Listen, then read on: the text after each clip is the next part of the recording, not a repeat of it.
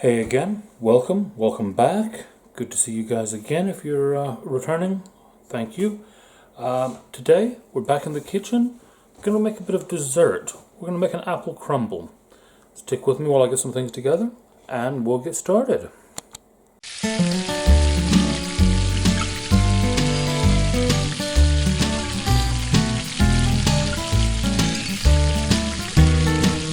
Okay, first thing we need to do is get some apples. I've got us a few Granny Smith apples. I'm going to go ahead and get the cores out of them to start with.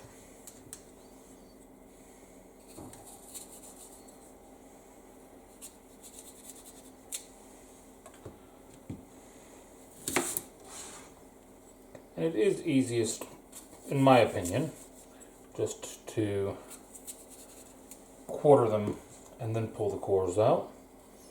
Obviously other methods do exist, and as long as you get the core out, it doesn't really matter which one you go with. I'm then going to go ahead and get most of the skin off of these, and I'm not even going to be that bothered if I leave some bits of peel on. Be just fine, don't worry about it.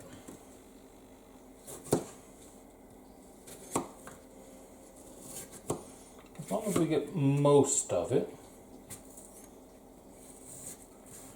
because obviously that doesn't stew down the way the rest of the apple does.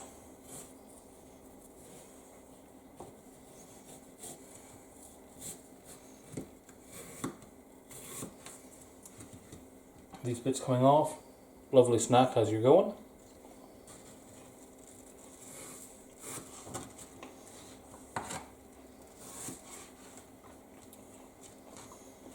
I'll take these pieces that we've got now, chop them up nice and small. They're going to go in the pot. These are good apples.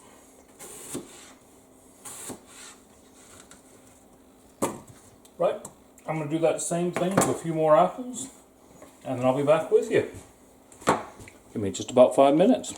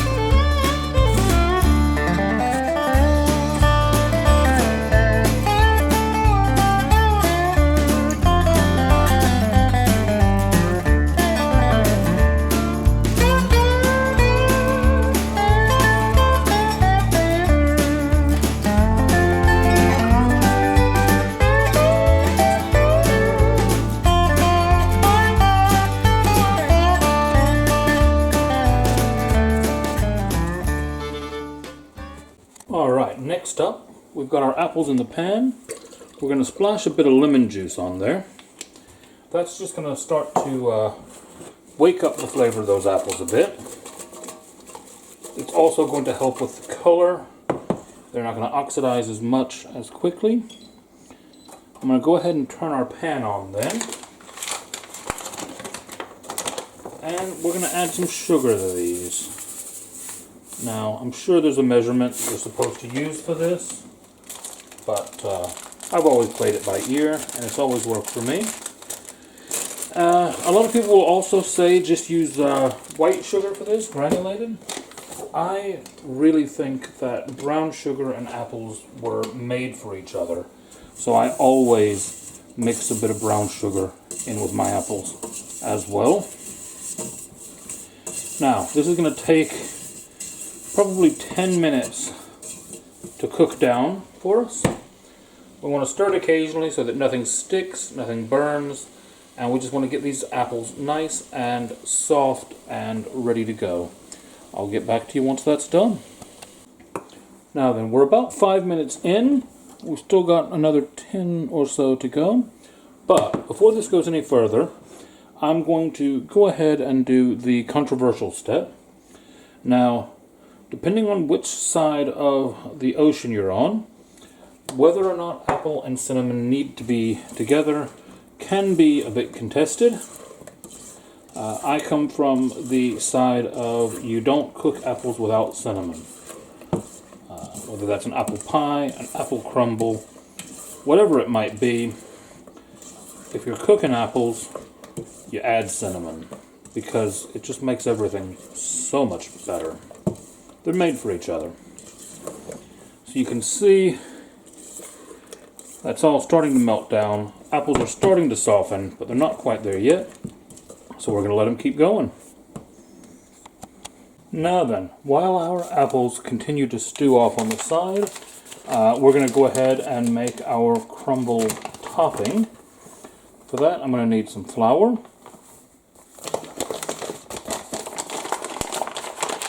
I've gone ahead and softened some butter in the microwave. So I'm going to throw some butter in there. Start mixing those up together.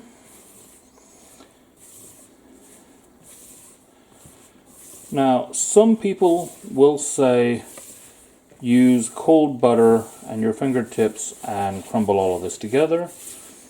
Some people will say throw it in the food processor, which I very nearly did. But this is how I was originally taught to do it. So this is how I'm doing it. Now, you can see we're starting to get some crumble there, but once we've started to get that flour and butter together, we're going to sweeten this up a bit more. And just like before, you could use all white sugar, but I'm again going to use a mix of white and brown. And that grittiness of the sugar is also going to help you to break up any big lumps that you might have.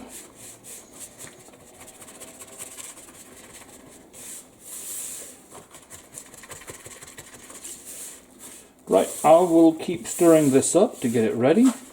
Get it broken down into tiny little crumbly bits without all the big lumps. And then we'll come back and check on our apples in a few more minutes. Alright, our apples have now gone nice and soft in that lovely juice we've got them in there. I'm going to go ahead and turn off the stove, bring in my dish. I'm going to pour our apples in there.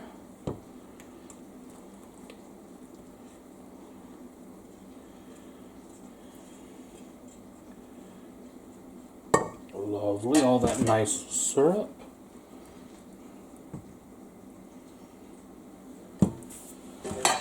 And then we're going to take our crumble mix that we've made, and it's going to go on top.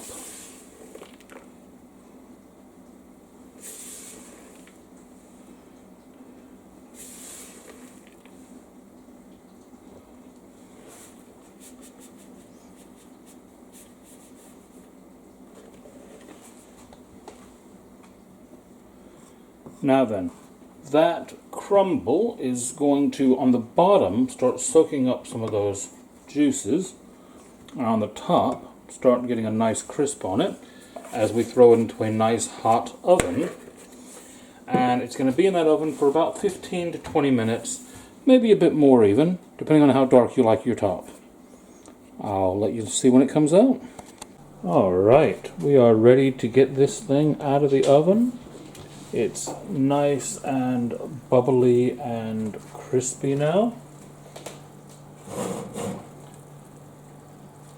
We'll get that over the stove and I'll show you guys how it's going.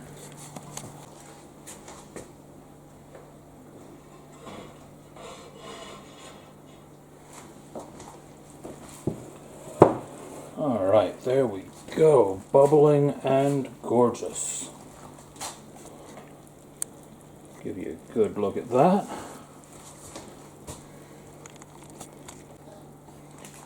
Okay, let's get a bit of that out.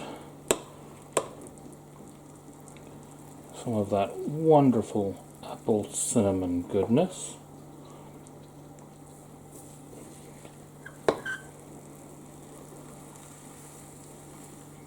Very careful with this because it is very hot, especially that syrup in there.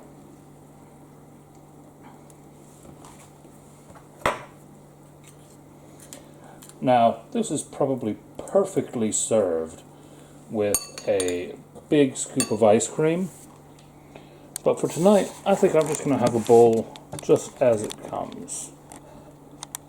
So there you go, apple crumble, ready to eat. Okay, I've been looking forward to this one. It has been smelling up the house in the best possible way for a couple hours now, while I got everything sorted. So there you can see.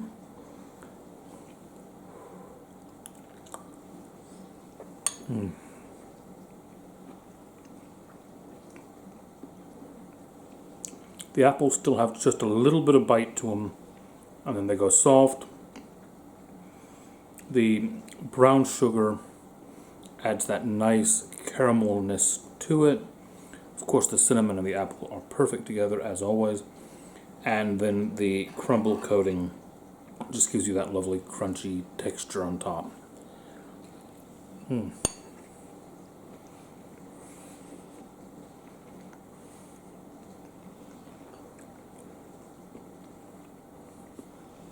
I might not even make it to sitting down with this. This is just that good.